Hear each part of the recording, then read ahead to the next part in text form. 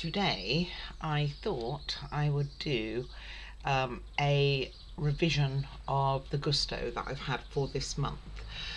So as I explained in most of the videos, and I know it's a bit repetitive if you've watched one or two of them, but basically I buy 4 portions of 5 different recipes for this month, and I'll probably do it monthly, maybe 5 weeks, maybe 6 weeks.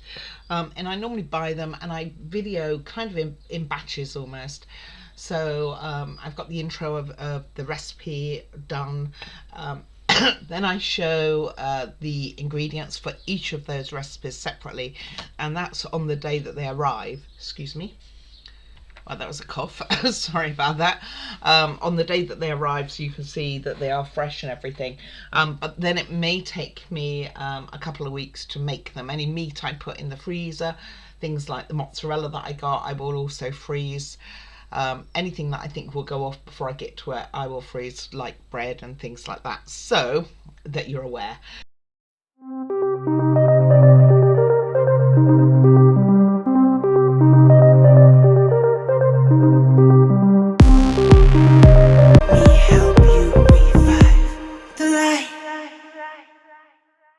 So that's kind of how I do it. Then I will also show videos on how I am preparing some of the food. Most of anything to do with veg and things like that I have to sit down for anyway, so I've kind of been doing that, and then showing the end result. I'm not going to show you me cooking or me eating it, but I will show you the end result. And you know, we will take it literally from there, and then also how to freeze it at the end if you're interested in doing something similar to myself, where you make several recipes and then you freeze them all. So the ones that I did for this month was the crispy bassa with potatoes, peas and lemon mayo. This isn't in any particular order. The garlic mash with the lamb meatloaf. The crispy fried chicken, and this is not necessarily the order that they're up on the channel either. I kind of picked the order after I'd finished recording everything. Aubergine parmesan I also made, and then the giant mozzarella stuffed meatball, which was beef. I say no, actually it was the lamb one that I kept saying beef, but it is lamb. So my order in my comments about each one is the I'll show you my least favorite. My least favorite was the fish, but that's probably because I'm not really a fish person, and I didn't cook as well as I wanted. It did not bread like this at all, but I think that's maybe because I didn't use enough olive oil, so I think it's more on me than them. But what I could eat of it, it tasted fine. It just wasn't cooked enough for me either, and I overcooked the potatoes, and the veg was a little bit undercooked. The mayo was fine, had no problem. And if you are going to freeze these afterwards, anything with mayonnaise, just freeze the things that would go in the mayonnaise. Don't freeze the mayonnaise itself. It does kind of turn watery when it's done. So that's something to bear in mind. But like I say, I kind of give you ideas for that, and also maybe, you know, how to reheat it. If you are using like the containers that I've used, and I have 3 types. I have a single tray, a double, so 2 tray, and a triple, which is got 3 compartments. All of those I actually use this month in one, for one recipe or another. I think this one's a 3, can't remember. Anyway, overall I gave it a 3 out of 5. I probably should just avoid having fish, and I'm not very keen on peas, so I should probably avoid that. But if you are doing it the way that I do, be aware that if you buy anything which has salad with it, that the salad won't last. If you're having, say, one of these a week or something like that, it's not going to last the whole month.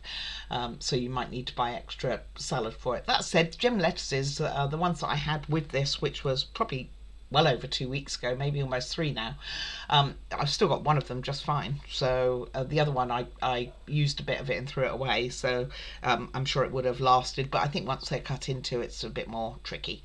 Anyway, so that's that one, and that's kind of in my last place purely for that.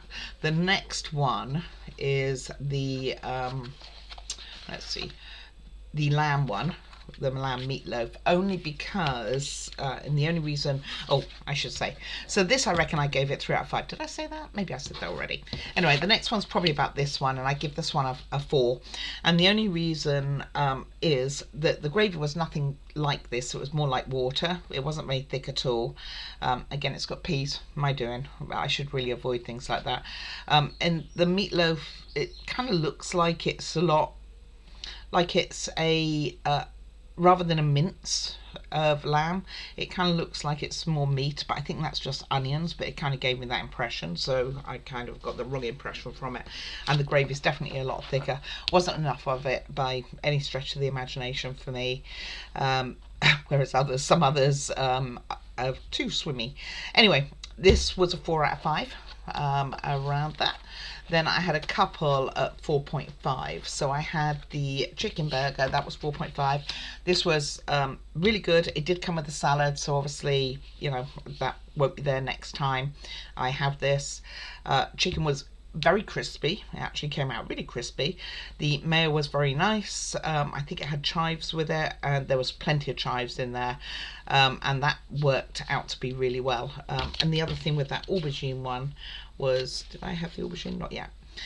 Anyway, so it cooked out really well, and I would give this one for 4.5 out of 5 roughly, and the same with the meatball one. That would be about a 4.5. The meatball itself did do exactly what it is. It had quite a bit of oozy in the inside. It was good in that way.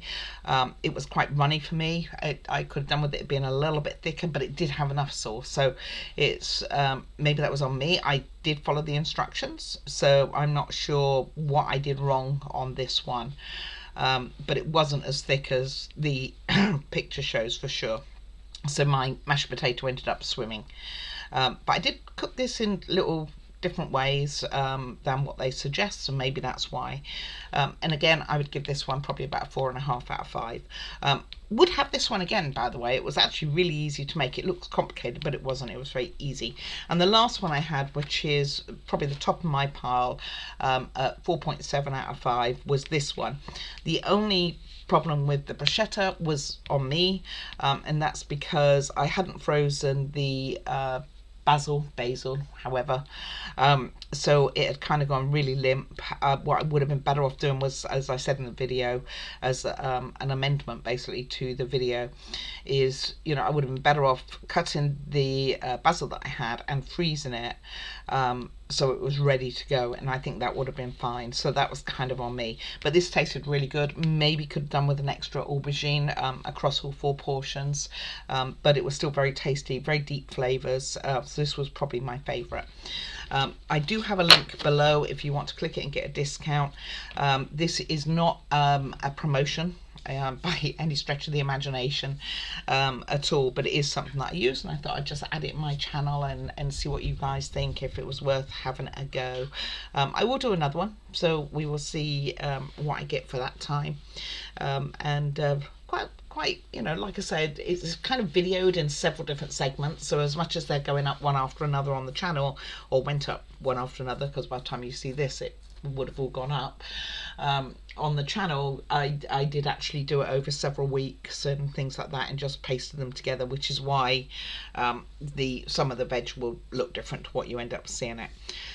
And I think that's it. Like I said, I got 4 portions for 5 people. It's the most cost-effective way that I found to do it, and to freeze them, and I just choose recipes that I'm aware of for freezing purposes, and they do have lots of options for Gousto across pretty much most tastes, you know, so if you're pescatarian they have things like that. There are other companies out there. I have tried them all. I may put some up on the channel at some point in time, but generally Gousto is my favourite one. It has these cardboard things which you can cut out, and there's a folder that goes with them. I should use a hole punch, not try and do it in my hand, but that prints when you can put them in your folder. You can make them yourself then, and they are on washable paper, so it's coated, which makes this my preferred choice right now anyway. And like I say, I try them all at some point or another, and it just depends if I decide to go keto again or not, because then I can't really use Gousto for keto. It's definitely got a lot of carbs in most of their products, most of their recipes. I'd like them to do some keto or low carb ones. I'd probably buy it then from them if I do go down the keto route. But we will see. Anyway, thank you very much for watching. I thought I'd do a quick summary for you of about what my least favourite was to my favourite, and also kind of my rankings out of 5. You know, give it a go, see if you like it. I mean, I really like doing them. That's the thing. It gives me a chance to explore recipes that I haven't done before or seen before. And even though I can't stand cooking for a long period of time, the majority of the ones that I pick aren't going to spend lots and lots of time standing to cook. They're mostly things like this, put in the oven. This one didn't take long at all, really. I mean, none of them really took that long to do. I wasn't triple coating the chicken by any stretch of the imagination, so that was always good, because I know you could do that. Anyway, like I say, that was my thoughts on it. Do take care of yourselves. Please like and subscribe. If you'd like to leave a comment, I will get back to you.